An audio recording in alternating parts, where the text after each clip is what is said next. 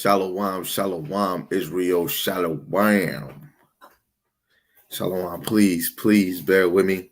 I got to get things situated in the back alley. Bear with me, okay? I'll be right back, ready to get things popping. I see we can hear. Okay, I'll be right back.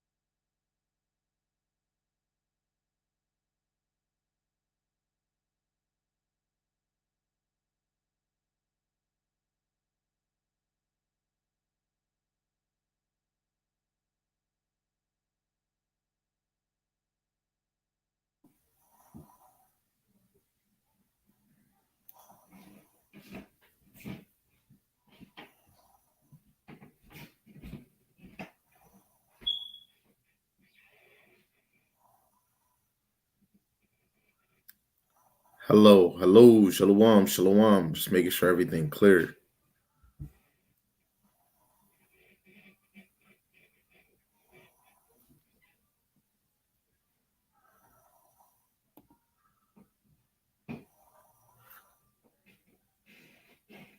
Shalom. I'm trying to make sure the signal and everything is clear.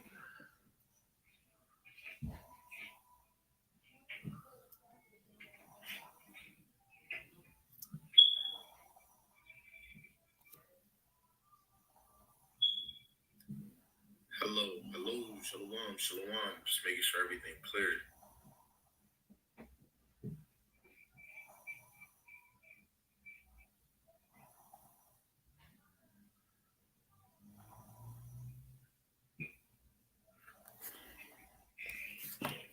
Shalom.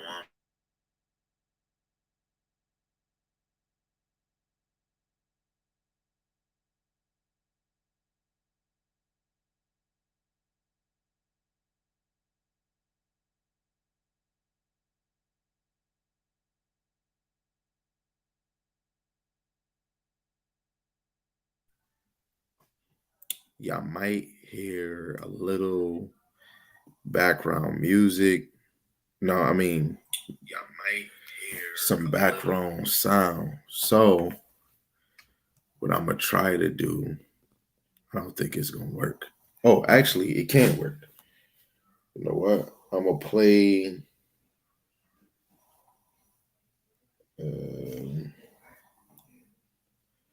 Just for any sound effects that could be in the background.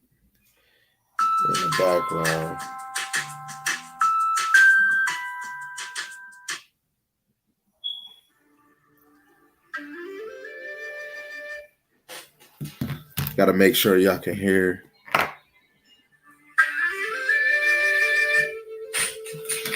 to make sure y'all can hear.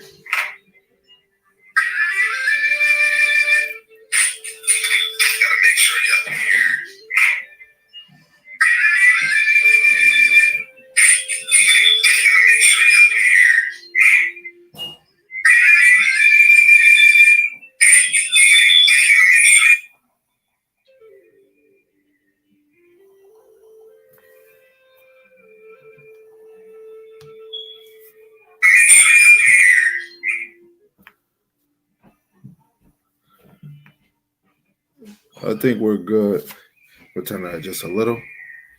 So I want to give all praises to the Most High, man. To the Most High, Yahweh, Ba'ashem Yahushai, Ba'ashem Rakakbadash, Yahweh being the Most High God, and Yahweh Shai is who the world and he calls Jesus the Christ.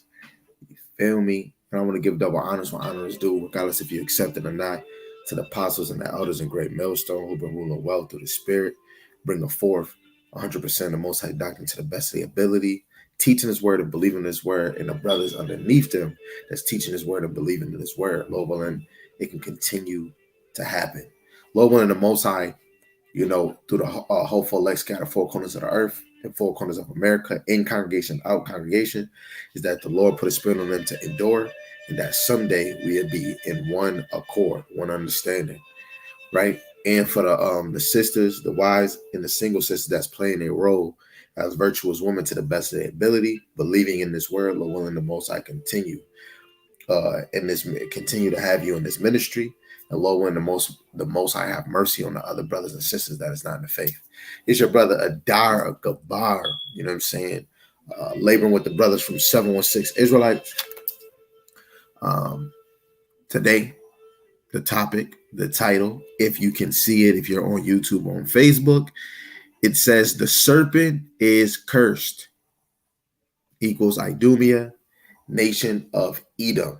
If you don't know what that is, the nation of Edom is the so-called white man and woman. Some people believe Edom is the so-called Arabs. Edom can't be two nations. Edom is one nation. Whatever a father goes into and have a child by is whatever the father is. Numbers 1:18.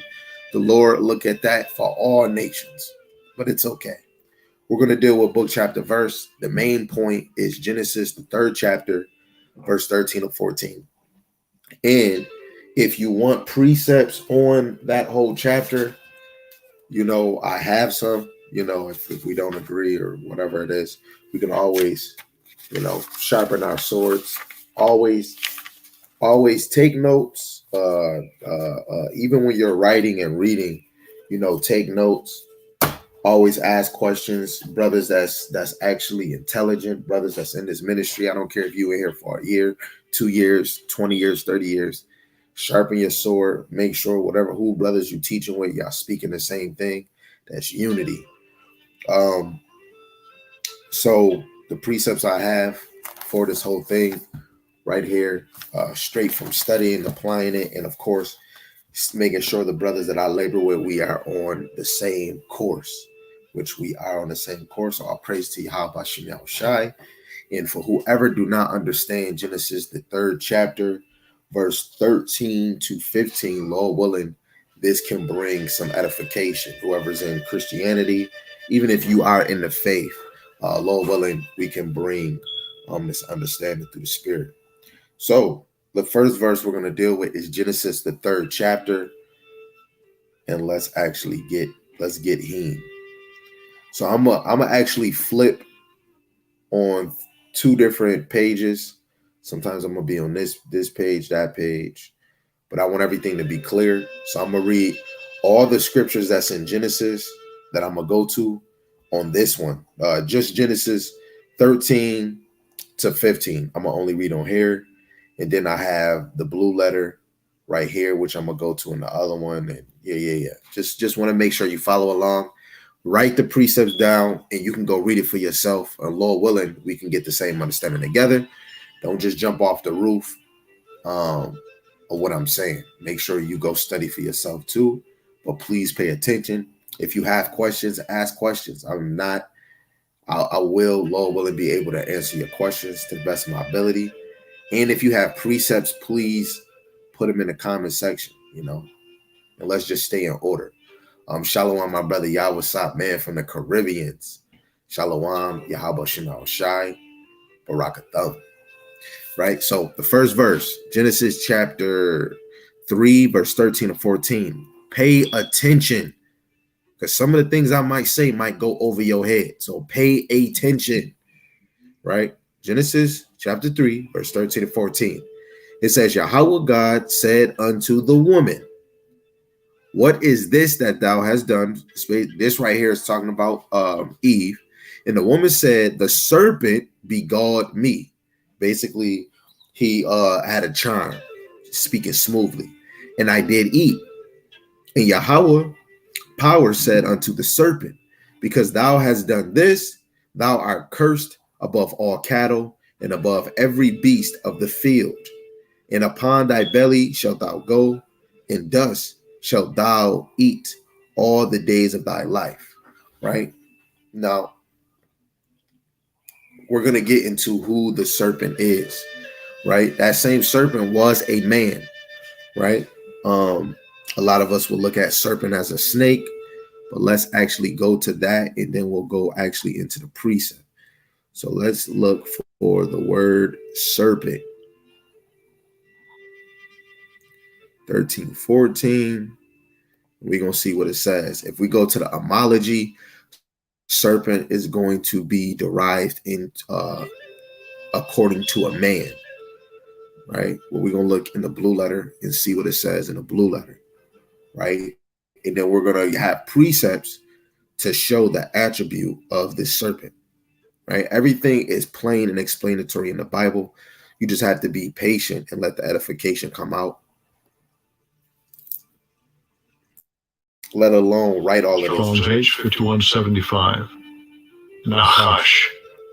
Nahash. So this is Nahash. Serpent means snake.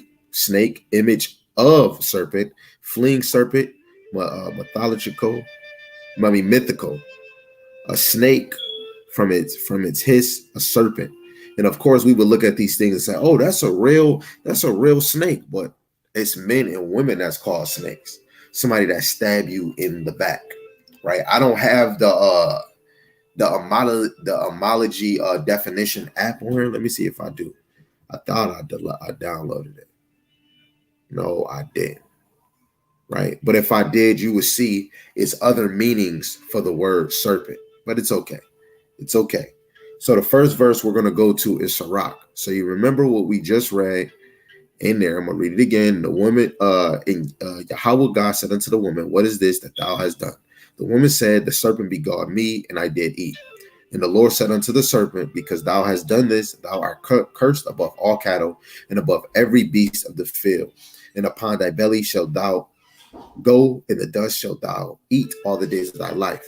The number one thing you want to remember is the curse part, right? So let's go to Sirach, chapter 33, verse 10 to 12. It says, all men are from the ground, right? And this serpent is a man, right? It says Adam was created of earth. In much knowledge, Yahweh Bashar Shai have divided them, divided man, right? And made their ways diverse. Some of them have he blessed. And this is talking about man, everybody that came from the earth, all the Adamites, anybody else.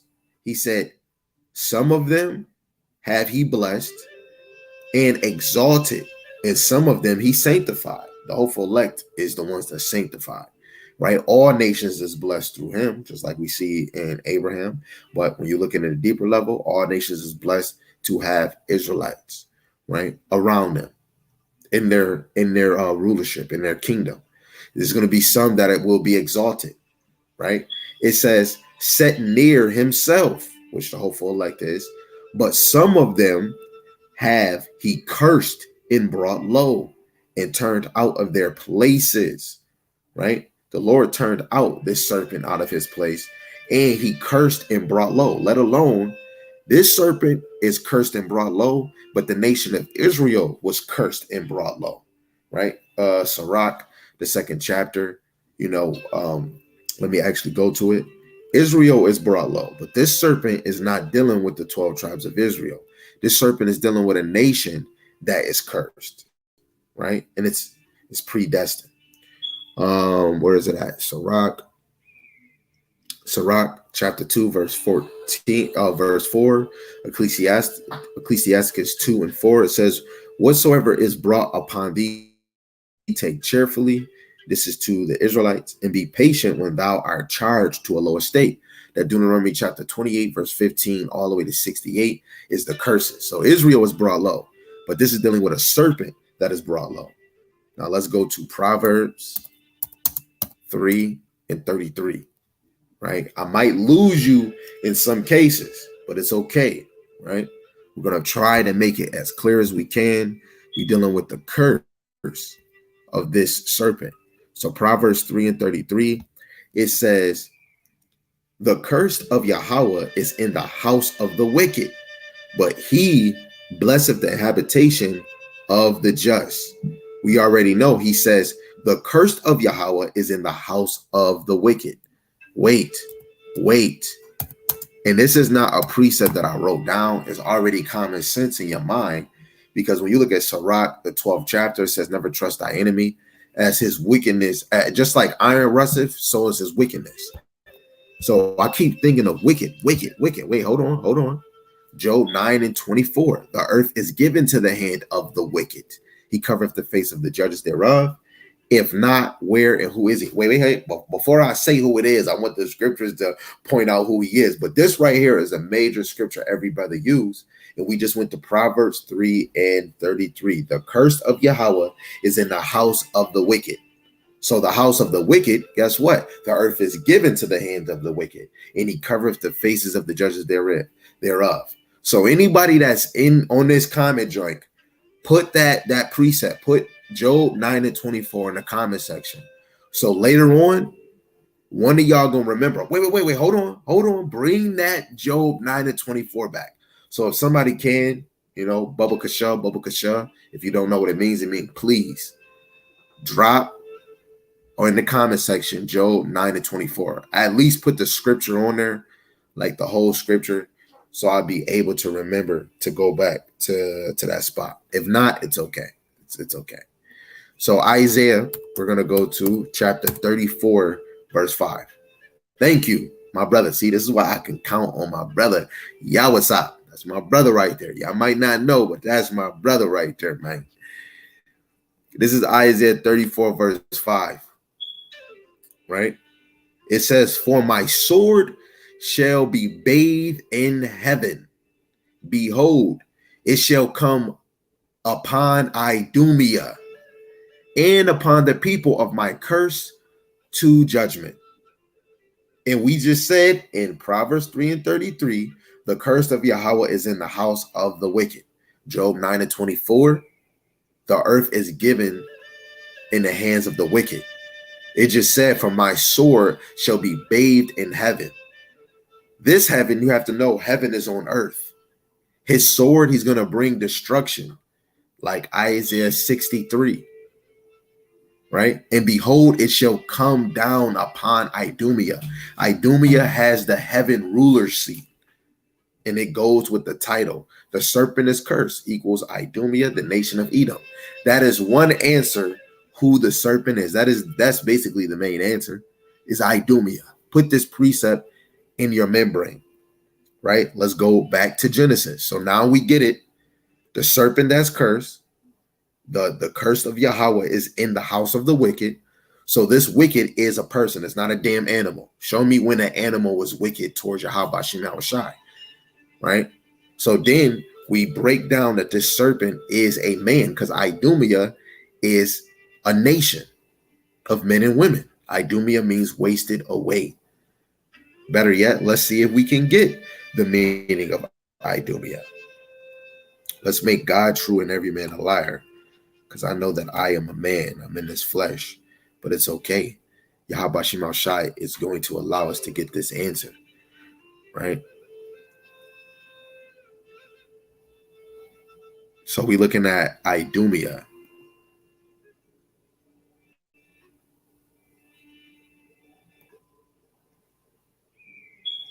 Strong's H123. Edom. Edom. Edom, Edomites, Edom, red, Edom, Edomite, Idumean, descendants of Esau, the land of Edom, Idumea, the land southeast of Palestine. This is talking about Edom, the elder twin brother of Jacob. That's very interesting. You just got your answer. So now let's go back to Genesis 3:14.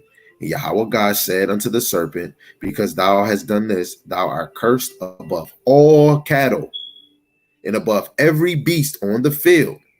And upon thy belly shalt thou go, and dust shalt thou eat all the days of thy life. The same thing happened to Nebuchadnezzar when, if he didn't exalt the Most High, he'll be brought down like an animal, eating food like an animal from the ground. And all he had to do is exalt the Lord. This damn serpent is going to be cursed, and the dust shall he eat all the days of his life. Let alone in the kingdom, that's going to be symbolic for them getting put to the grave, to a low position. Yes. Yes. Let's get Micah. Let's let the Bible be true and every man a liar. So let's go to Micah chapter 7. And I'm telling you, if you see a precept that you want to add, don't be afraid, brothers. Drop it. But definitely pay attention, because as soon as I get in the middle of this, it might go over some of y'all heads, especially if you don't see it the same way. Micah chapter 7, verse 16 to 17, it says, the nations shall see and be confounded at all their might. They shall lay their hand upon their mouth. Their ears shall be deaf. They shall lick the dust like a serpent, which the serpent is going to be cursed and brought very low. They shall move out of their holes like worms of the earth. It's crazy. Serpents is going to move out of their holes. Isn't it funny? Later on, prophecy says that these people are going to ask for mountains to hide them and cover them. And brothers know, in Switzerland, they made over 300,000 bunkers. In other places is even more. And they're going to be in the holes. That's just funny that it say that. And you might not get it. It's okay. So it says, move out of their holes like worms of the earth. They shall be afraid of Yahweh our power, and shall fear because of thee. Very interesting. Before we even go even deeper with that, let's go to Isaiah 47, verse 1. It's going to smooth what we just read. Let's smooth it out. Let's go to a major prophet, right? Isaiah 47 and 1, and it reads, come down and sit in the dust, O virgin daughter of Babylon. We're in 2023. We understand the time of Babylon. Yes, Isaiah, if on a deeper level, was prophesying in this future. The virgin daughter of Babylon is great America, regardless if you don't see it, if you don't get it.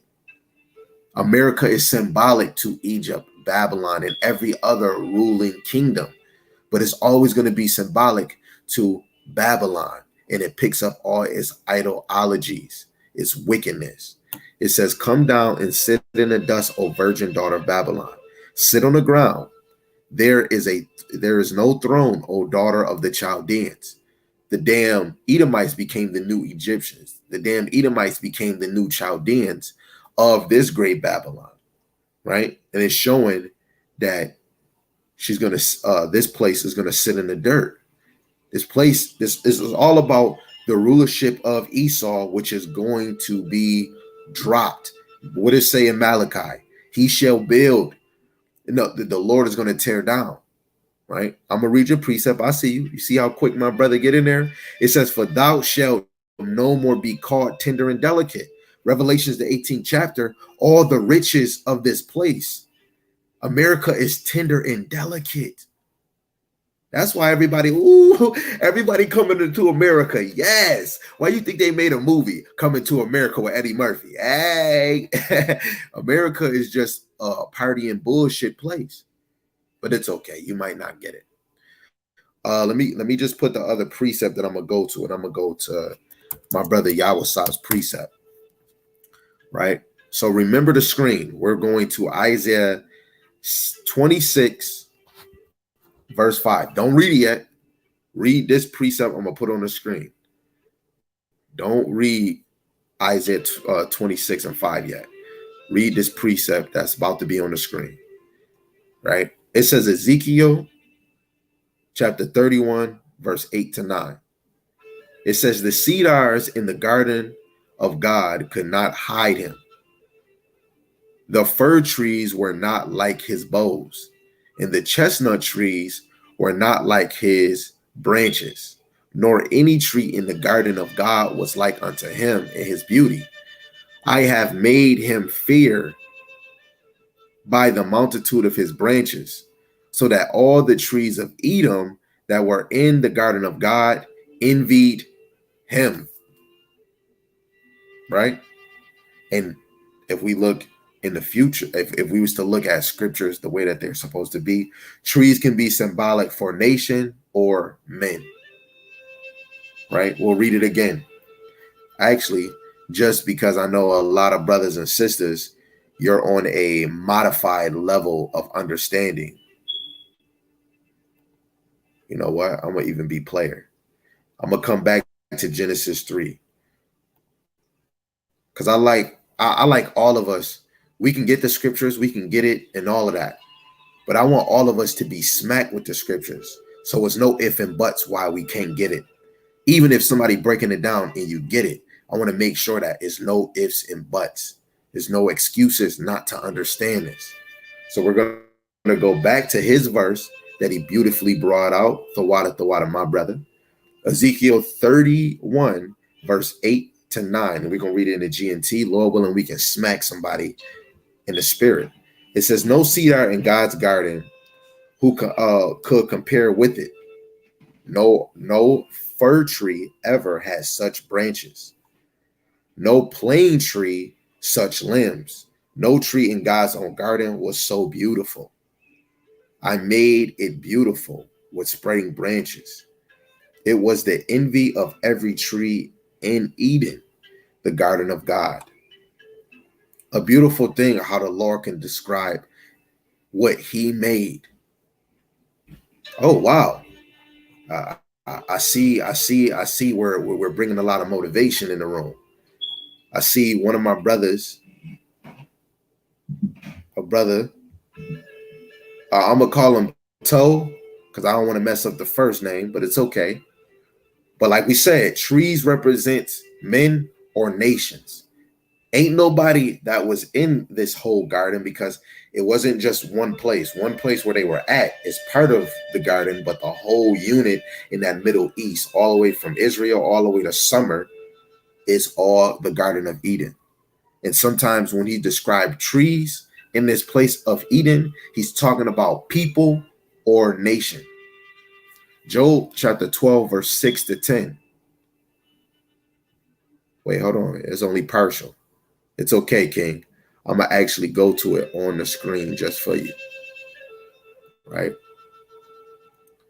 Let's give my brother a preset.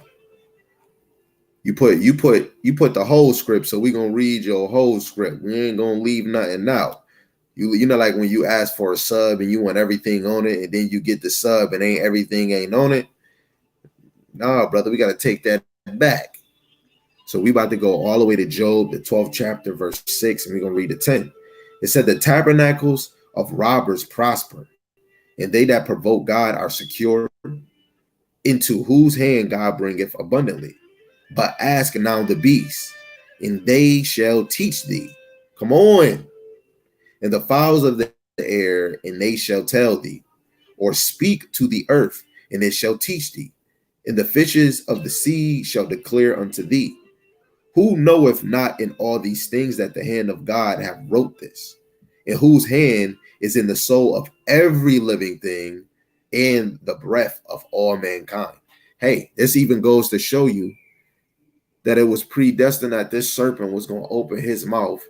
And this is how you know the damn serpent, or, you know, the spirit of Satan obeys the Lord more than we do.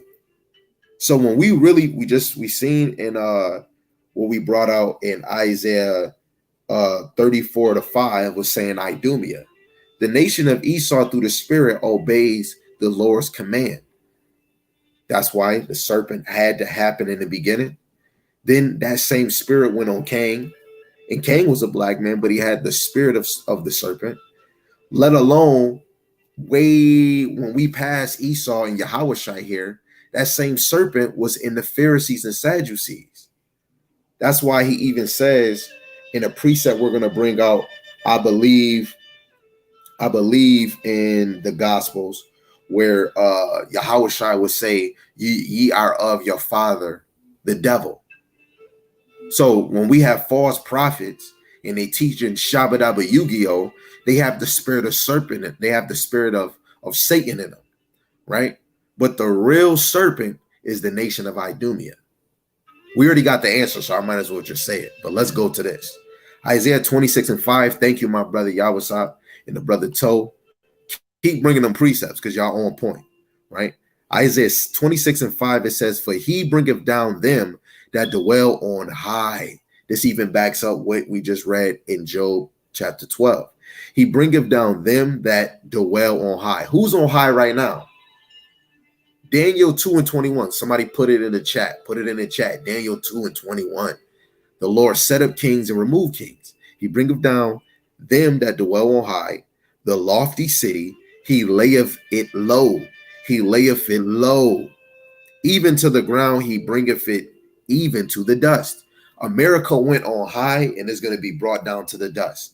Old ancient Babylon was brought up high and brought down to the dust. Nimrod was brought up high and brought to the dust. The Egyptian was brought on high and brought down to the dust. You had David, Saul, all their little rulers. It went up high and it got brought down to the dust. But the throne of David is going to be forevermore because of Hamashiach Yahushua. So it's always up. It's never torn down, especially through the spirit, right? Physically it was, but it's okay. We're going to get back to it. Thank you, my brother Yawasop. Fast with the sword, right? This is Daniel 2:21, what we just read in Isaiah 26:5. He bringeth down them that dwell on high. He said it again in a major prophet, Daniel chapter 2, verse 21. And he changeth the times and the seasons.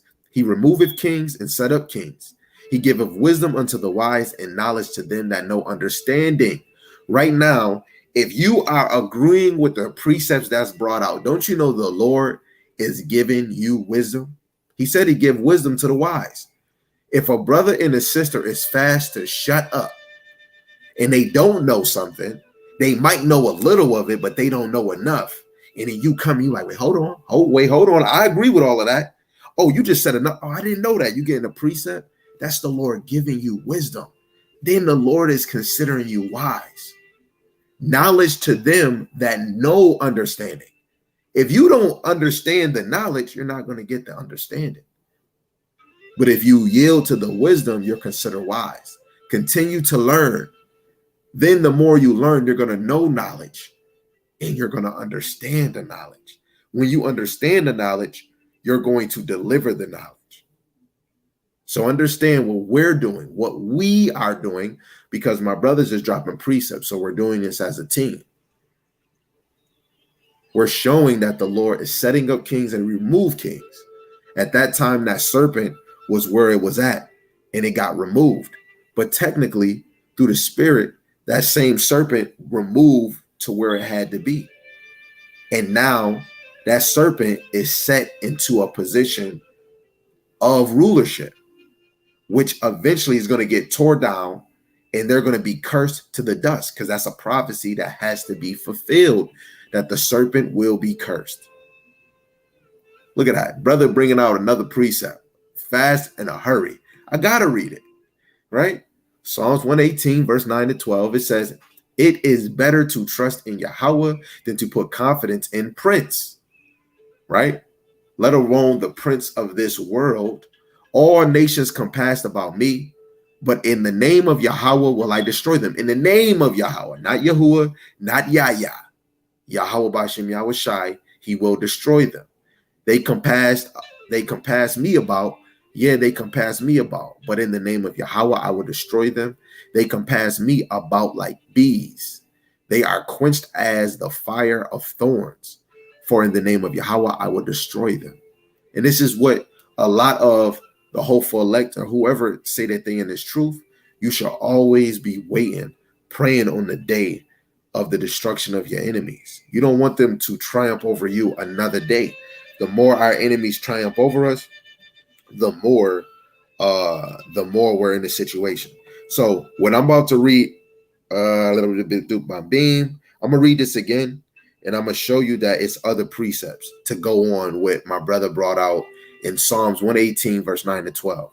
Isaiah 26 and 5, he bringeth down them that dwell on high, the lofty city, he layeth it down, he layeth it low, even to the ground, he bringeth it even to the dust. Now I'm gonna show you precepts. I'm not gonna read it. I'm gonna show you precepts to back up this nation falling even more. The serpent. Isaiah chapter 63. Write these down. Write it after Isaiah 26 and 5.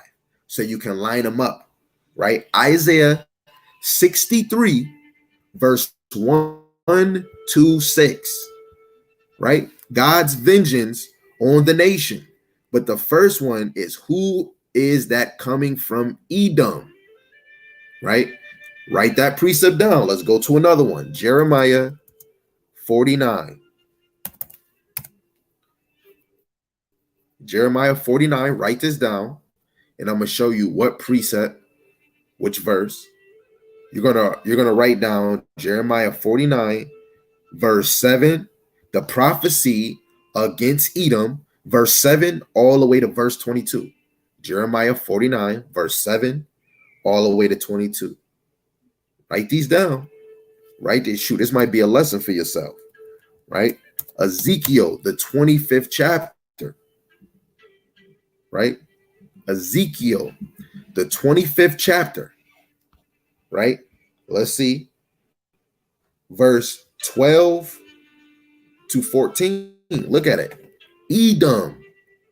Right? Ezekiel 25, verse 12 to 14. Write that down.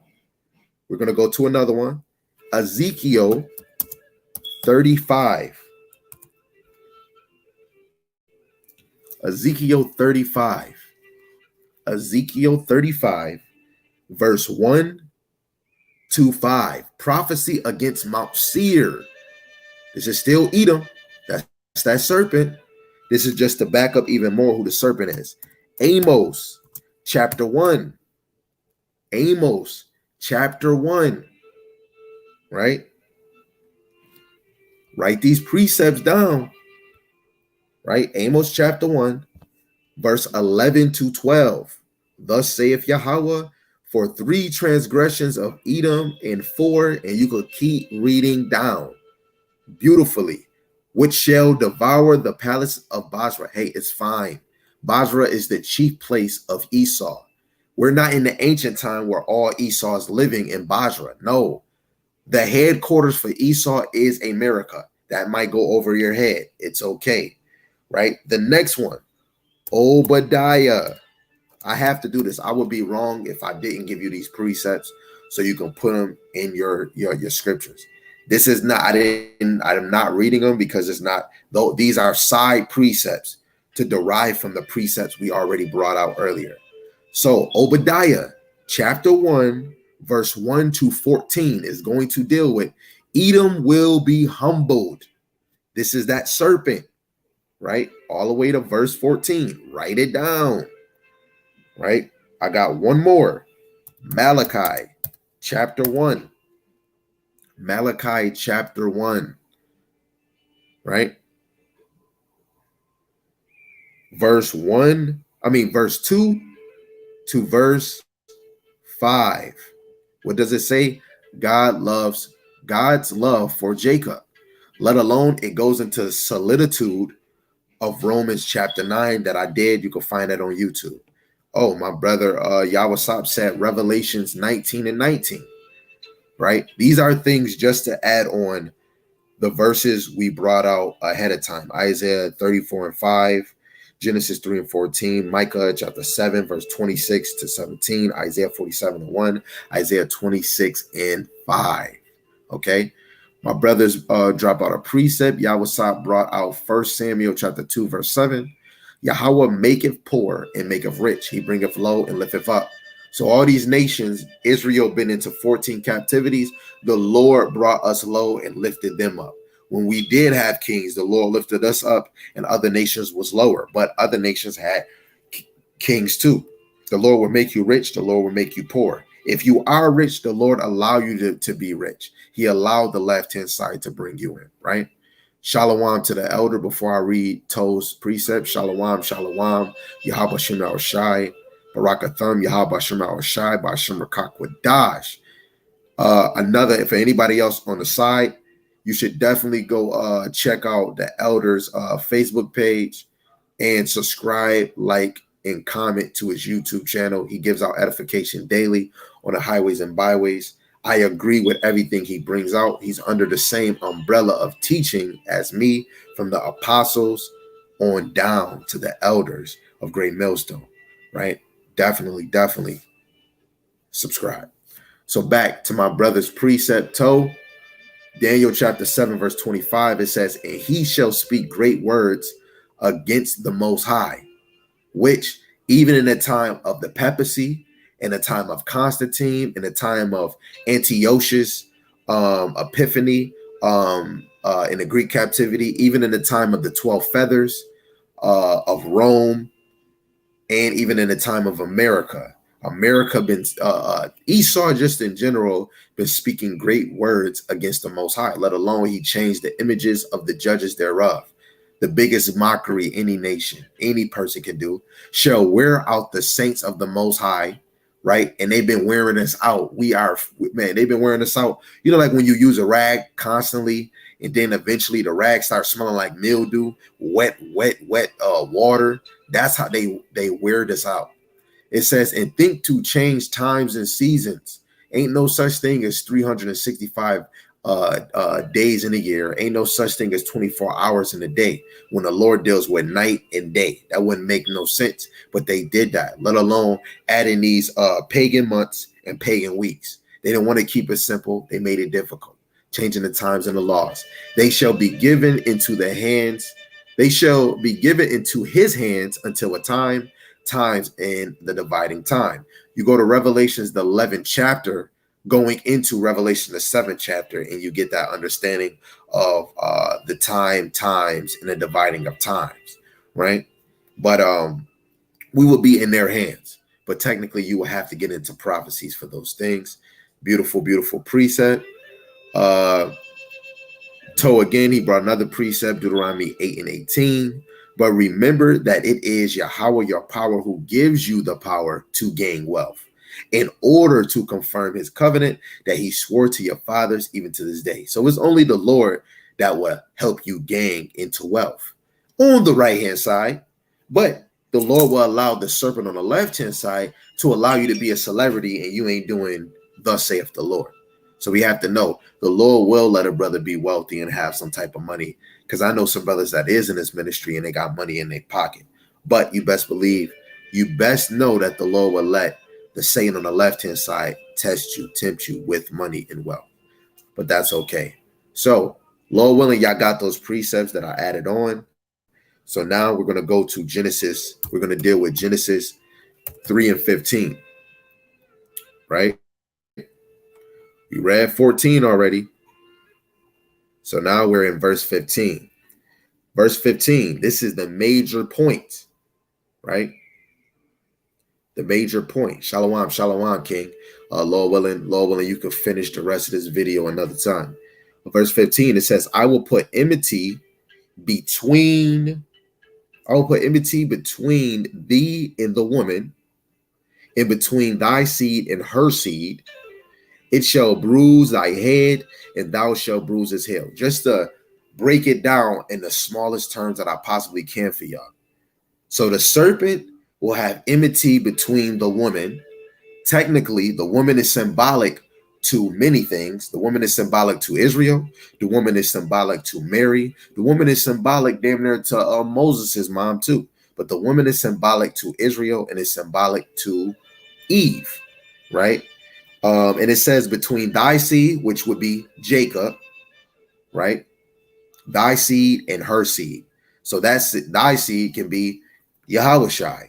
her seed. Well, what else? The 12 tribes of Israel, the descendants of our foreign mothers, Leah and Rachel, let alone the concubines, right? It shall bruise thy head, and thou shalt bruise his heel. So technically, the nation of Esau, right, they bruised Yahushai's head, right? And they bruised the nation of Israel. Look at what they did, let alone the verses we just read. Thou shalt bruise his heel. Jacob grabbed Esau's heel. Later on, that goes into servitude, right? The roles is gonna switch. We're gonna take him by the heel into his servitude, right? Thou shalt bruise his heel. All praise to the Most High. We're gonna get that understanding right now. Let's go to Jeremiah 6 and 2, and I'm gonna always jump back to to Genesis 3 and 15, because we're gonna hit some precepts and then we're gonna make sure we confirmed it every time we go to a new precept. Okay. So Jeremiah chapter 6, verse 2. Jeremiah chapter 6, verse 2. Lord willing, this computer loads fast. Jeremiah 6 and 2. It says, I have likened the daughter of Zion to a comely and delicate woman. So it shows you what we're reading it. You're going to look at it in many aspects. But right now, the woman is symbolic to Israel. That's what it's going into. Future reference. That's why you have to understand the Bible. The Genesis is a meaty book. It's a meaty book. So now you know, enmity between a woman is talking about the woman as being the nation of Israel. Let's go to Revelations. Revelations 19.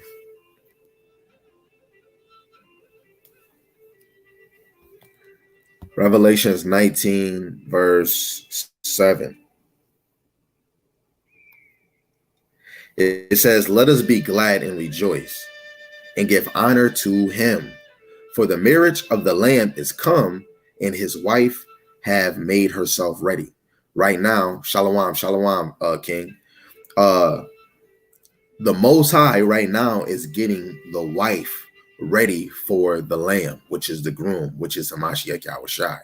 This is why every day men of the Lord shall always be teaching the word. Like the brother Yeshua, right? I want all of y'all to know he is definitely under the umbrella of Yahweh Shema Shai. This brother does Monday classes, and he do other classes, right? What he's doing is what it says. His wife had made herself ready. The Lord is looking at the men of the Lord, the prophets, the apostles that's in this thing, getting Israel ready for the coming of our Lamb, right? This should still hit your mind on what we just read in Genesis. Every time I bring out something, it should remind you of what we read. So the Lamb, what we're about to go to, is showing this Lamb is the head, right? This Lamb is the head. This is just something quick. This Lamb is going to be the head of our whole foundation, let alone he is the head of the men that's in this thing, right? 2 Corinthians 11 and 2, it says, for I am jealous over you with godly jealousy, right? That's why I think it's Zephaniah or Zechariah where it says, anybody that touch you, you are the apple of my eye. Israel is the apple of the Lord's eye. So the Lord is jealous that any nation had their hand on you, let alone this damn serpent had his hand on you, right? It says, for I espoused you to one husband. And this is even symbolic for you other women. You were already predestined to only have one man in your life. Israel, we're supposed to have one power, one belief in our life, what is Yahweh Shema Shai, that I may present you as a chaste virgin to Hamashiach. Israel was supposed to be a virgin, right? Only for Hamashiach Yahushai, but guess what? We're not virgins because we dabbled into other bull craps. So we're saucy. We're spoiled like milk. Psalms 55, verse 21. Pay attention. Pay attention. Right? This is what it says. It says the word of his mouth were smoother than butter, but war was in his heart. His words were softer than oil, yet were they drawn swords. And it's funny, the drawn swords, Esau was blessed with the sword. His words is smoother than butter, but when you go to Sirach, let's go to it, right? Even what we're about to read, we're gonna go to a few verses, but when we go to John chapter 2, you're gonna see it even more that the nation of Idumea speaks smooth words, right? Wait, hold on. What the heck is going on here, Johnny? Oh, so y'all want to do that? Okay. Hold on. Where is that? Okay, right here. Hold on, y'all. Hold on. Let's get it. Where's we going? We going to Sirach, chapter 12.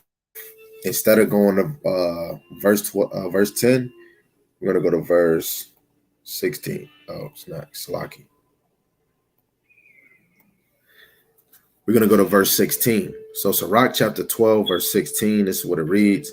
It says, an enemy speaketh sweetly with his lips. It just said his words are smooth as butter. But in his heart, which is in his mind, he imagineth how to throw thee into a pit in jail, shoot drugs. I was just watching Sacklers, the movie about the Sacklers, how they're the reason why we have the opioid crisis in America and in other places. It says he will weep with his eyes, but if he find opportunity, he will not be satisfied with blood. That is crazy that I just said what I said. And they wasn't satisfied with only blood.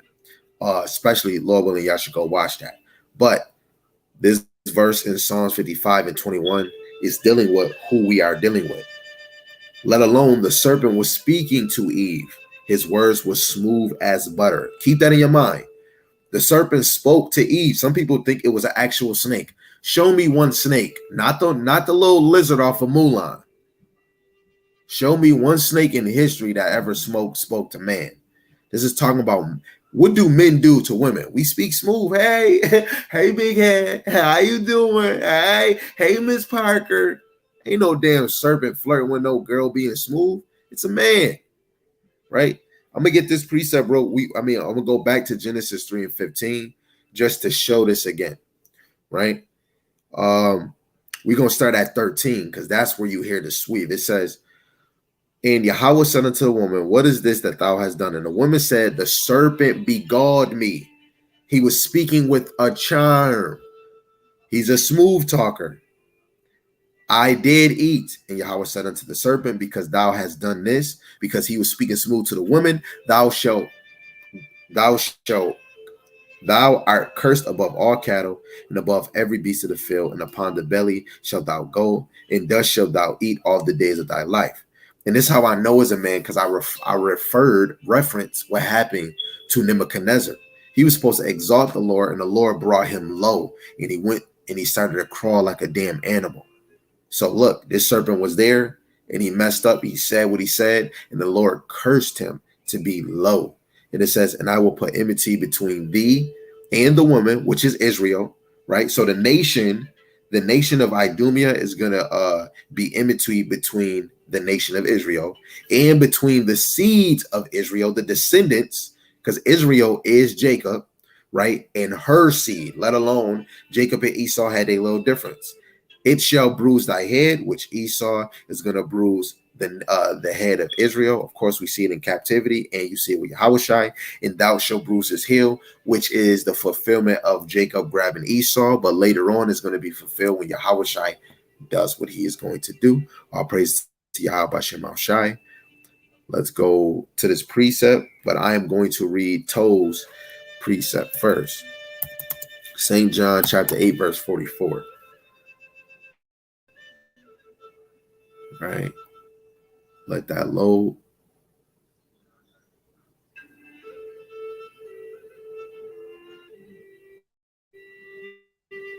So my brother told, he put up Revelations, the 13th chapter, verse 1. It said, then I saw a beast with 10 horns and 7 heads. I want to make sure, because I always say the name wrong every damn time. Right. Okay, the 10 horns is going to relate to EU and NATO, which most cases America, this dumb place, is allies with them. But eventually those 10 horns is going to turn against America.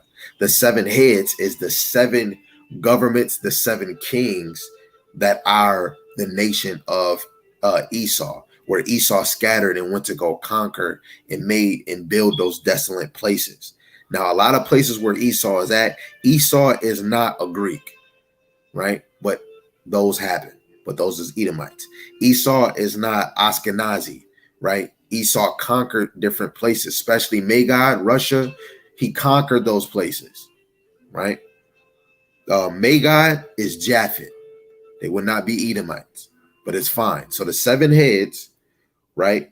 The 7 heads rising out of the sea.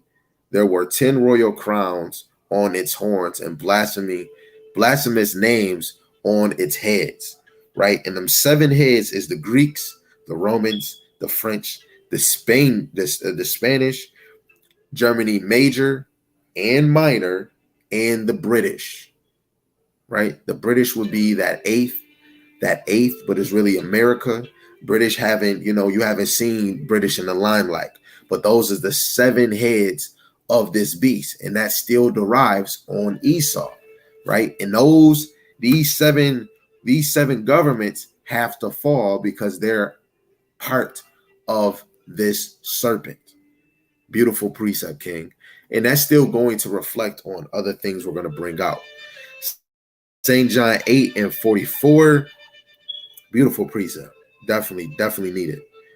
It says, ye are of your father the devil, right? And this whole thing goes dealing with the Pharisees, right? This goes all in to with the Pharisees. Let me see. Where is it at?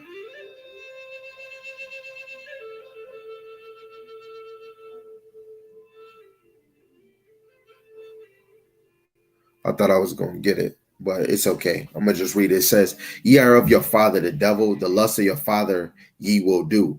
He was a murderer from the beginning and abode not in the truth, because there is no truth in him. When he speak of a lie, he speaketh of his own, for he is a liar and the father of it. So it's let alone our brothers might be speaking lies and doctrine. Guess what? That's the spirit of the devil, but it's really the spirit of the serpent, right? Everything that Esau derived from, he derived from the spirit of Satan, which is of the devil. If we are a murderer, regardless if it's physical killing, stabbing, shooting people, you have another murderer where brothers hate their other brothers.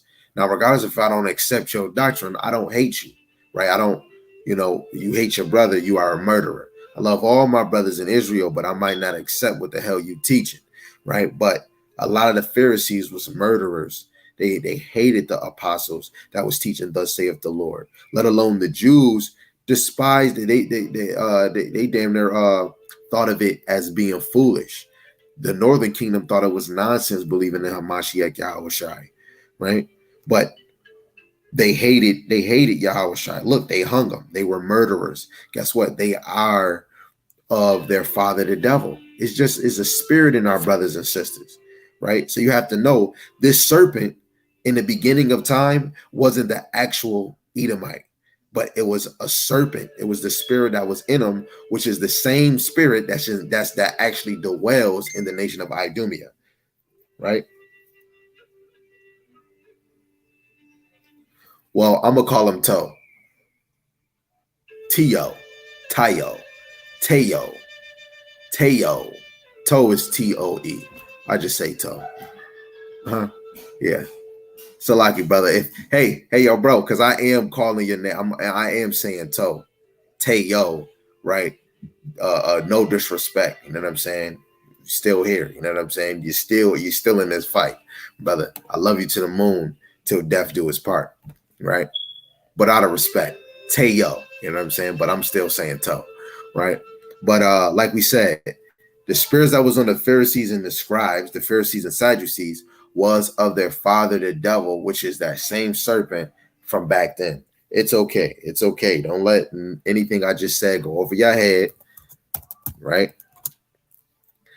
Now, 1 John chapter 3, verse 9 to 12. Now, I'm going to tell you, this is where it gets real interesting. We're going to solidify this, right? So, verse 9, it says, whosoever is born of God, whoever is born of the Most High, doeth not commit sin. For his seed remaineth in him, and he cannot sin because he is born of God. Technically, in the eyes of the Most High, Yahweh Shema Shai, the hopeful elect do not sin. They don't sin. But the ones that is not part of that election, whoever you may be, you are a sinner in the eyes of the Lord, and you are not the children of God. Let's go to verse 12, right? Which is that same serpent going on to whoever is moving in that spirit. It says, not as Cain, who was of that wicked one. Who was the wicked one? The serpent, all the way going to the nation of Idumea, and slew his brother. And wherefore slew he him? Because his own works were evil and his brother's righteous. So you have to know, when you look at Esau wanted to kill his brother, but everything he did was righteous. Some people say, oh, Jacob was trying to steal it. No, it was predestined because the Lord made it that way. Esau was coming out anyways. So if he was going to serve, the elder was going to serve the young, the story had to take a place in a certain way. The Lord made that happen. We just read, man's going is of the Lord. So Jacob didn't do a damn thing that the Lord did not require. So you have to understand, Cain is the wicked one, is the evil seed, and Abel is the righteous seed. That goes back to Jacob and Esau. Jacob technically is the righteous blood, the chosen blood. Esau is the chosen evil blood. He's the evil blood, and he derives all the way from that wicked serpent. It's okay. It's okay. We get it, right? Genesis 3 and 15 again, after all those precepts. And I will put enmity between thee, the nation of Esau, and the woman, which is the nation of Israel, and between thy seed and her seed, which is the descendants of Israel, and it shall bruise thy head, right, which is the nation of Israel, symbolically to a Mashiach Yahushai, and thou shalt bruise his heel, which is that end all be all. Guess what? Get over here. Them getting destroyed, right? Them coming down low, right? That's okay. Let's go back. We always going to have to relate to this. Esau is the head. That goes into 1 Corinthians 11 and 3. Yahushua is the head of man. This is why we need our husband, our groom, to come and deliver us, right? So now let's go to the main ingredient, Matthew, the 2nd chapter, verse 7 to 11, right? This is going to show you, this is going to fulfill the spirit of that serpent that's in Idumea. So verse 7 to 11, it said, Herod, which is a Edomite, it says, when he had previously called the wise men, inquired of them diligently what time the star appeared. And he sent them to Bethlehem and said to go and diligently for the young child. And when he had found him, bring me word again that I may come and worship him also. That reminds you of Psalm 55 and 21. He speak smooth as butter. Think between the line. He speaks smooth as butter. He said, hey, bring me word again that I may come and worship him also. Remember, he said that, and remember Psalms 55 and 21. And when they had heard the king, they departed, and lo, the star, which they saw in the east, went before them till it came and stood over where the young child was. When they saw the star, they rejoiced with exceeding great joy. And when they came into the house, they saw the young child with Mary and his mother, and fell down and worshiped him. And when they had opened their treasures, they presented unto him gifts, gold, frankincense, and myrrh. Right, we're going to drop down to verse 13, which is the main conclusion when we the flight to Egypt.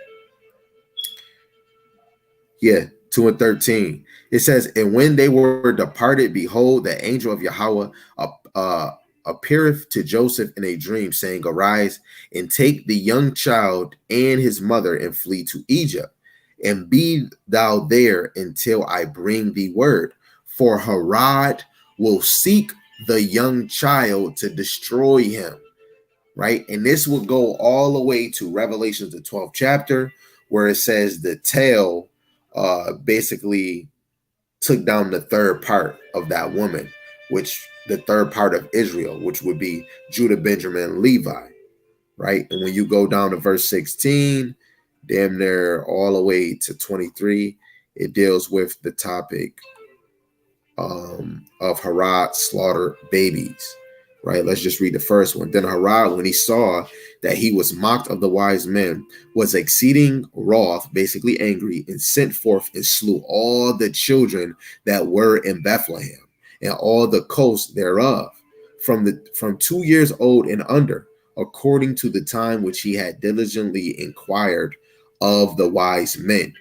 Then was fulfilled that which was spoken by Jeremiah the prophet, saying, Ramah, let's read this. Ramah, wait, hold on, wait. Where the heck did we just go? Okay, Ramah, was there a voice heard, lamentation and weeping and great mourning? Rachel weeping for her children, and would not be comfort because they are not. But when Harod was dead, behold, an angel of the Lord appeared in a dream to Joseph in Egypt, right?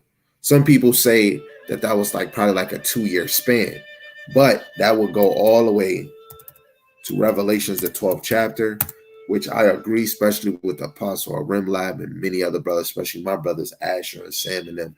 You would have to know the history of what was going on. I'm just going to read Revelations 12, verse 1 to 4.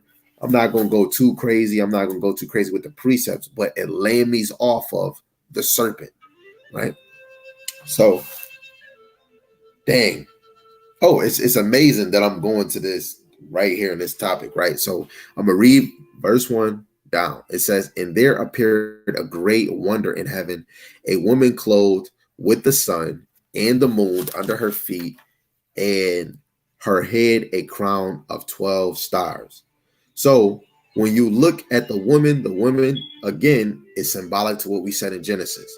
The woman is symbolic to the nation of Israel. Clothed with the sun and moon under her feet is the knowledge and the wisdom of Yahweh Shem Yahushai. In the head, upon her head, a crown of 12 stars.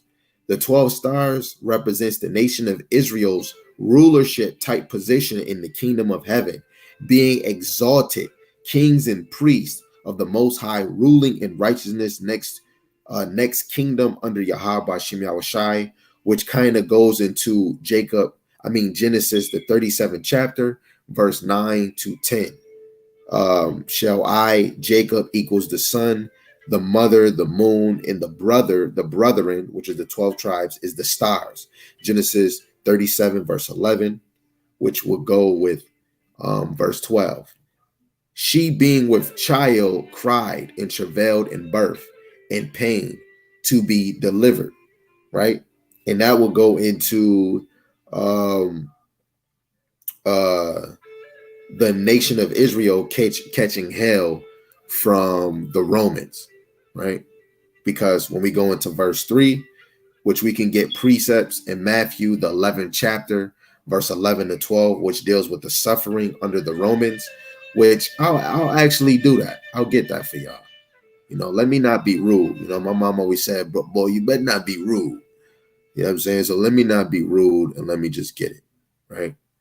Because y'all want edification, y'all came here to learn something. So Lord willing, we can all learn something as a unit, right? So Matthew, the 11th chapter, verse 11 to 12, right? So let's see. It says, verily I say unto you, among them that are born of women, there have not risen a greater than John the Baptist. Notwithstanding, he that is least in the kingdom of heaven is greater than he. And from the days of John the Baptist until now, the kingdom of heaven suffereth violence, and the violent take it by force, right? This is talking about Rome, how they were doing Israel. You have to know Rome, when their power was started to grow, they were ruling vast lands. It's okay. We're going to give you another precept, if the Lord's will, right? We're going to go to Isaiah 53. Isaiah 53 and 11. I'm telling you, some things I'm going to say might go over your head if you don't understand it. So Isaiah 53 and 11, it says, he shall see the travail of his soul and shall be sanctified. By his knowledge shall my righteous servant justify many, for he shall bear their iniquity. Right? And who's going to bear our iniquity? Yahushai. He is Yahweh, and my righteous servant, where it says, my righteous servant justify many, that goes into Yahushai. Right? When you look at verse 12, therefore will I divide him a portion with the great, and he shall divide the spoil with the strong, because he hath poured out his soul unto death, and he was numbered with the transgressors, and he bare the sin of many, and made intercession for the transgressors. That's even more to show you that Isaiah 53 is always going to deal with Yahushai. You go to Micah 5 and 2, which it deals is to be ruler in Israel, which is Hamashiach Yahushai.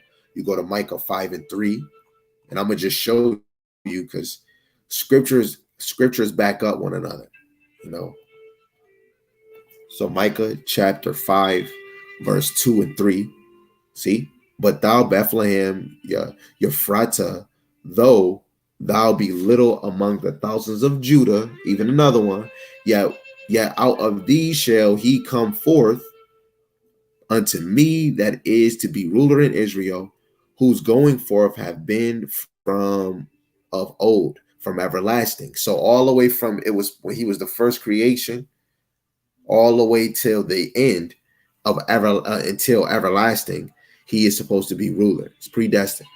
Therefore will he give them up until the time that she which travaileth have brought forth. Then the remnant of his brethren shall return unto the children of Israel. So much better. And when you go to Isaiah 66 and 7, she was delivered of a man child, which is Israel, who is going to be delivered by Yahweh Shemashai. Then verse 7, Yahushai was predestined. Right? Let's see that. Yahushai is predestined to grab the heel of Esau. Yahushua is predestined to grab the heel of our oppressors. Isaiah 66 and 8, who have heard such a thing? Who have seen such things? Shall the earth be made to bring forth in one day, or shall a nation be born at once? For as soon as Zion travailed, she brought forth her child. Yahushua was predestined. That's why scriptures line up. Verse 9, Lord, not shut thy womb. He delivers the nation, right? Let's look at verse 9. Should I bring to the birth and not cause to bring forth, saith Yahweh? Shall I cause to bring forth, shut the womb, saith the Lord? No, we don't want the Lord to shut the womb, because then Israel won't be delivered, right? Verse 10 to 12, we gonna be pampered, right? Verse 13 to 14, we go and see the upliftment in glory, right? So now let's go back to Revelations. We got this. That's dealing with the women is Israel, right? The woman is Israel, and the 12 is the 12 sons of Israel. But it's going to take a twist. You see the title, it says Red Dragon. We go to Genesis 25, 25, and 26. The first came out red all over like a hairy garment. This is another to show you the serpent is Esau.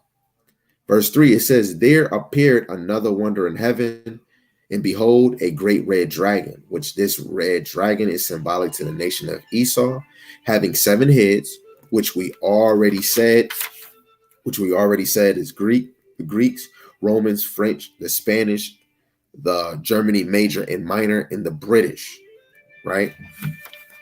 10 heads, 7 crowns upon their heads, representing 7 governments, 7 kings. Verse 4, and his tail drew the third part of the stars of heaven, which we read kind of in Matthew 11, talking about the violence grew. The third part is because when you go to second Ezra, the 13th chapter, majority of the northern kingdom came to him. Majority of the northern kingdom came to America. In the hands of the Rome, majority of all of them was the southern kingdom, Judah, Benjamin, and Levi, which we can go to Revelation 17, chapter 17, verse 9 and 10. Or technically, let's see, Matthew chapter 2, verse 7 and 8, which I already read, showing that Herod slays the children in Bethlehem. And mostly which was in that area was Judah, Benjamin, and Levi, which was left, right? So read it again. And his tail drew the third part of the stars of heaven and did cast them in the earth. Let alone, this still would be symbolic to another little horn, which is in the Greek captivity, Antiochus Epiphanes, which majority, the southern kingdom, but northern kingdom was in there too because they became Gentiles. But a lot of the southern kingdom, we went through a lot of stuff because of Antiochus Epiphanes. He brought us very low, which you can read in Daniel, the 8th chapter, verse 9, right? Just read Daniel, the 7th chapter, but go to Daniel, the 8th chapter, verse 9 and 10, and you'll see, right? And did cast them into the earth. Basically, that's the violence. And the dragon stood before the woman, which was ready to be delivered, for to devour her child as soon as it was born. That goes back to what we just read in Matthew chapter 2, verse 7. He stood over the woman which was ready to be delivered. It's symbolic to Mary and Yahushua, right? Because you got to look at Moses. Pharaoh did the same thing, right? You got to look at Mary. I mean, you have to look at Eve, the same thing. You have to look at Jacob, same thing, right? But it all stems to this Matthew chapter 2, verse 7 and 8. Then Herod, when he had prevailing, called the wise men, inquire of them diligently what time the star appeared. And he sent them to Bethlehem and said, go and search diligently the young child, and when ye have found him, bring me word again, that I may come and worship him also. Psalms 55 and 21, they speak smooth things, right? When you drop down, it says, and when ye were departed, behold, the angel of the Lord appeared unto Joseph in a dream, saying, arise and take the young child and his mother and flee into Egypt, and be thou there until I bring thee word, for Herod will seek the young child to destroy him, right? And when he arose, he took the young child and his mother by night and departed into Egypt. So Herod, and he killed a lot of the third part. That tail, when you look at a dinosaur or any animal, their tail is that strong part. And he was dealing with Israel, right? And I have a precept on the side just to back it up in Babylon, the Timbuktu. I want to make sure I get it. I get it. Let me make sure I get it. Where is it at? Where is that answer at? It's okay. I'll just go right into it. It's supposed to be in my notes, but for some reason, I do not see it in my notes. Babylon and Timbuktu. Where is it? Where is it? I don't want y'all to think I'm crazy, so I wanted to show you, but it's okay. This is why I study in my own laboratory. So let's see.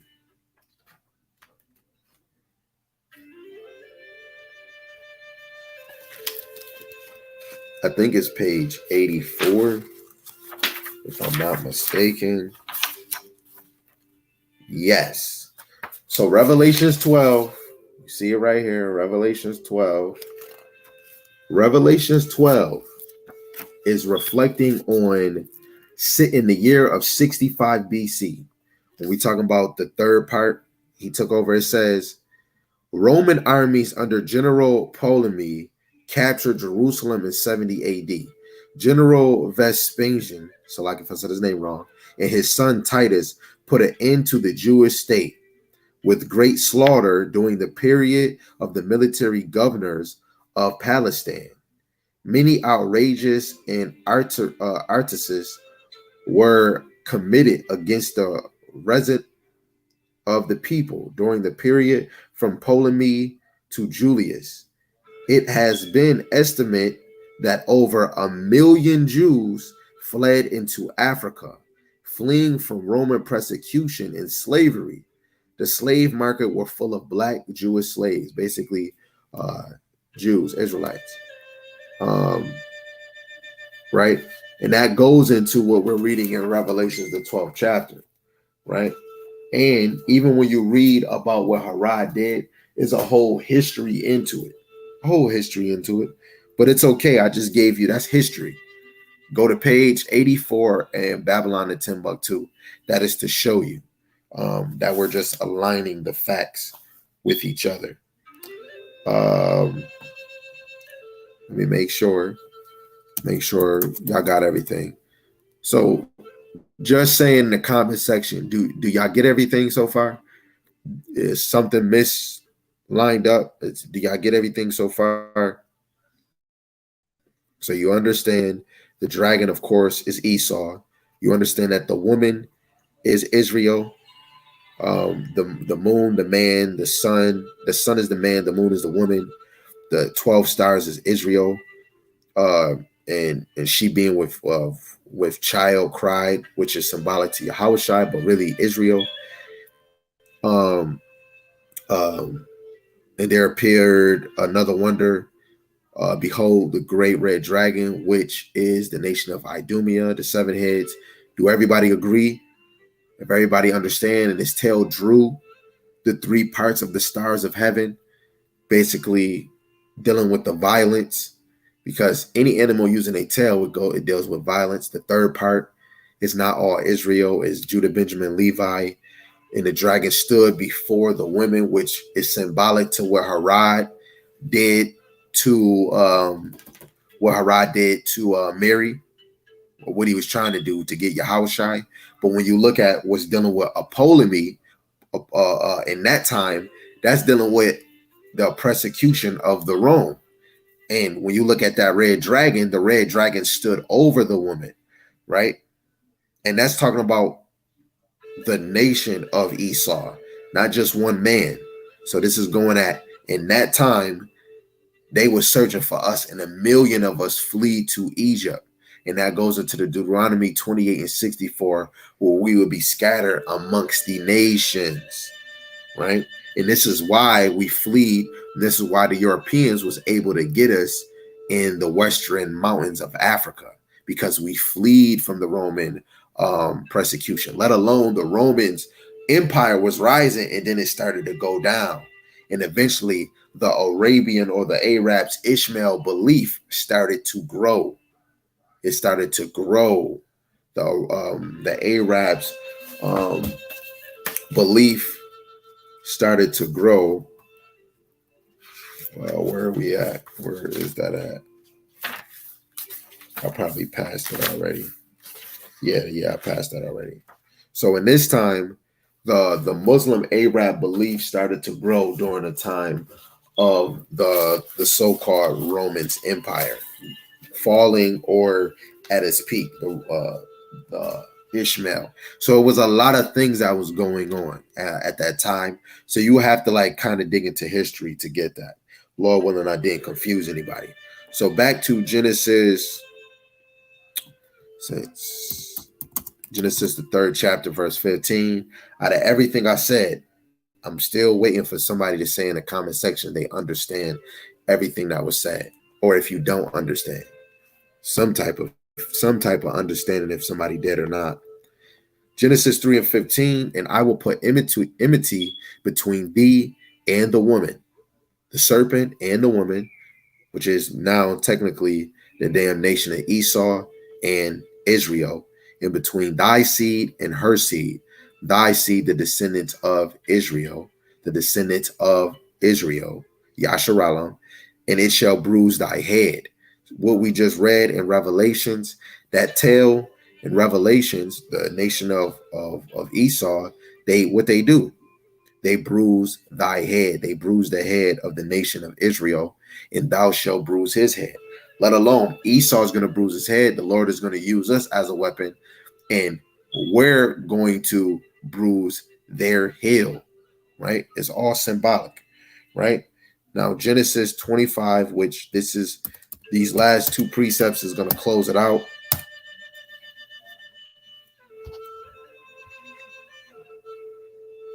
You only seen one nation that derives to what we was going into, right? So Genesis 25, all praises and makes sense to the few that did answer. Genesis 25, verse 25 to 26, it says the first came out red. What you just read in Revelations is symbolic to show you that same nation. The Lord has many names, especially for Israel. But when we went off, he was calling us different names. He calls these other nations different names. And Esau has many different names, right? So he came out red all over like a hairy garment, and they called his name Esau, which always stems to Idumea, which means wasted away. And after that came his brother out, and his hand took hold on Esau's heel. So when Esau came out, it's symbolic to he will bruise the head of Jacob, right? Let alone he came, he had a evil eye towards Jacob. Let alone when the Babylon exile happened, Esau is laughing at our community. He took over our cities, ravishing our women like the other nations did, took the refugees and took them to Babylon, right? Throughout time and time again, they've been bruising the head, right? Then now when you look at the Greek, the Roman, and American, and all these other places that they conquered, they've been bruising our brothers and sisters' head.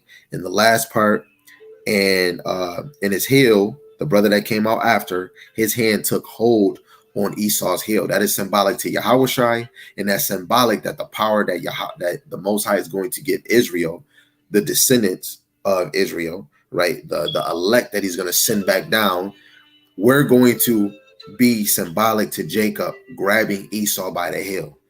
And that heel is symbolic to them being into servitude, right? Because we drag servants get told what to do. So it's symbolic from you getting grabbed by your heel, right? A form of control. And his name was called Jacob, and Isaac was 80 years old, and when she bare them. So amazing. So the major precept to close this out is 2nd Ezra, the 6th chapter, which this whole 6th chapter is beautiful. Some of y'all might not get everything, but it's totally fine. 2nd Ezra chapter 8 all the way to 10. It says, and he said unto me, for Abraham actually is something I do want to say, because I know a lot of people might not subscribe to the Apocrypha, but it is okay if you don't. Someday, Lord willing, from all the prayers brothers do, that brothers actually eventually agree. So in basically from chapter 5 verse 20 in 2nd Ezra to chapter 6 verse 34 is the second vision. From chapter 6 verse 35 to chapter 9 to 25 in 2nd Ezra chapter 6, this is the third version. The third vision. So right now, what we're reading right now is part of the second vision that 2nd Ezra is having. So this is what we're reading. We're reading about the second vision 2nd Ezra had. So verse 8, it says, and he said unto me, from Abraham unto Isaac, when Jacob and Esau were born of him, Jacob's hand held first the heel of Esau, right? For Esau is the end of the world, and Jacob is the beginning of it that followeth. So him bruising the head shows rulership, leadership, right? Us, we're the beginning that followeth. Us grabbing the heel shows that the one that is being grabbed by the heel is servitude.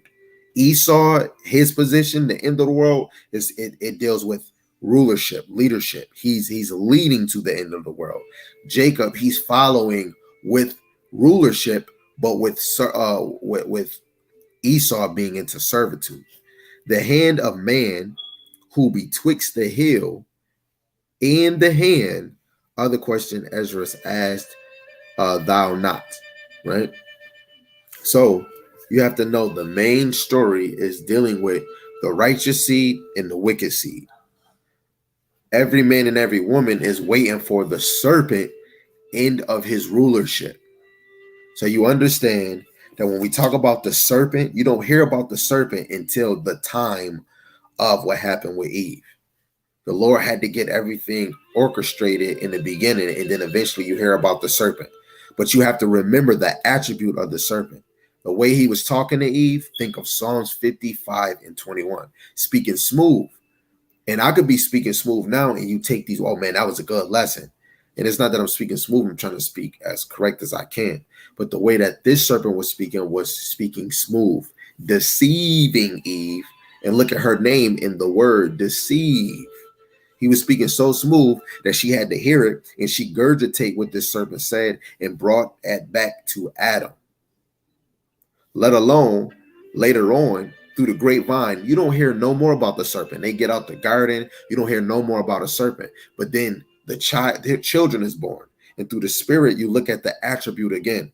One get envious or murder his brother. We just showed murderer. You are the father. You are of your father, the devil. So Cain was already the son of the devil. He was a son of the wicked. Let alone Cain got cursed with leprosy. He became a leper. You don't hear about the serpent in the first one becoming a leper. Even Adam and Eve, they had to get kicked out. So you don't hear about the serpent because it's not about the serpent. It's about his attributes. So you can pinpoint who he is. The serpent's still been here.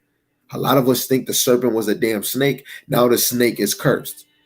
No, the real snake is somebody that stabbed you in the back, which is the nation of Idumea. We have to make it more clear. The Bible is a mystery. So this whole lesson, the serpent is cursed. That is a mystery that through the power of Yahweh Shema Shai, into studying to prove myself, asking questions, lining things up, sharpening my sword, I was able to deliver this. This is not a new doctrine. This is not my doctrine. This is the understanding of the scriptures. If you get it, you get it. If you don't, Lord willing, you can re-see it and get the precepts yourself and study and get it. Study, apply it, then teach it. Other than that, Lord willing, this was edifying to the whole select, whoever you may be, whoever you are. Lord willing, it was straight to the point. If I can do it, you can do it. If you can do it, I damn sure can do it. Please do not forget it. Please look over your notes just to see if things align. And if you ever have questions, closed mouth do not get fed. I'm not here to debate nobody. I am here to speak, thus saith the Lord. If two can agree, they can walk together. Don't watch me if you're watching other people, because some things I might say might go against whatever you're learning from somebody else. And I'm not trying to be the author of confusion, because the Most High is not. Whatever I'm teaching is for the ones that want to hear it and constantly, Lord willing, watching other people with the same understanding as me. Lord willing, you can. That's what unity is. When it's being taught the same, thinking the same, studying the same, hearing the same, understanding the same. It's just a continual thing. But other than that, the damn serpent is the damn devil that the Bible speak of, the nation of Idumea. I agree with this message. Lord willing, you do. Call Allah Yahweh by Shem Yahushai, by Shem Rakakwadash, Yahweh being the Most High God, and Yahushai is to the world, and he calls Jesus the Christ.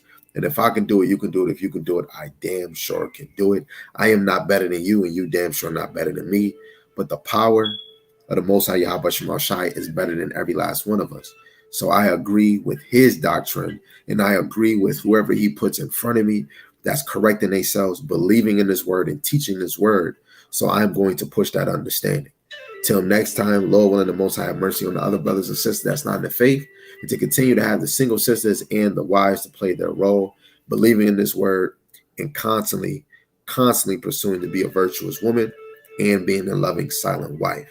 And for the hopeful, scattered four corners of the earth, whoever you may be, Lord willing, the Most High continue to have you to endure and to continue to have you teaching His word and believing in His word. Lord willing, one day in His time that we can be on one accord with the same thought. And for the apostles and the elders of Great Millstone, Lord willing, even for the men underneath you that's teaching His word, believing His word, that the Lord will have you to increase. Let's keep on doing, because we almost out of this mother sucker. Death to America and death to Esau, not at my time, your time, but His time. He's never early and never late. Shalom.